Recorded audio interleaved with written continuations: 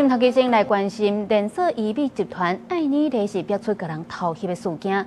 這創辦人尚如山，抑個伊的特助，加一個監視器的廠商，3個人是涉嫌妨害秘密等等的罪嫌，已經被羈押禁見。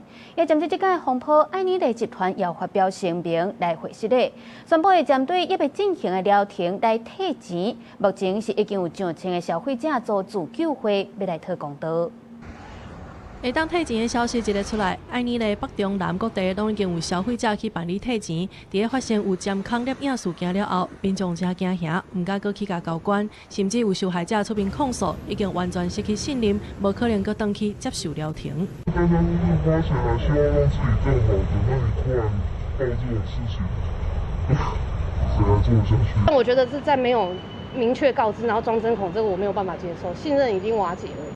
初七暗時，有約20個民眾去到愛妮麗邦橋店要求現場退錢，受害者也做自救會。針對真相講，員工攏唔知影，受害者真懷疑，而且受到北雄雄，互人問講敢要換內褲，互伊感覺真不安。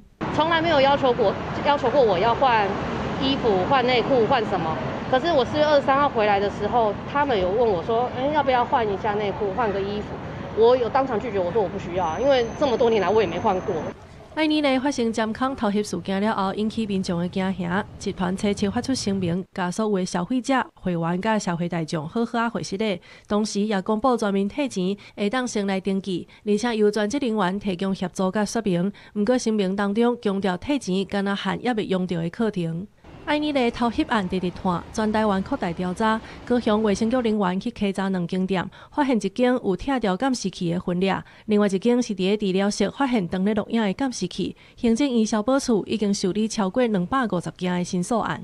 依據醫療法第72條規定，落實保障患者隱私，若有違反者，處新台幣5萬元以上25萬元以下罰款。我們將在5月11日至13日，每天下午2點至5點，於市政大樓1樓開設專案法律諮詢服務，現場安排律師進行1對1諮詢。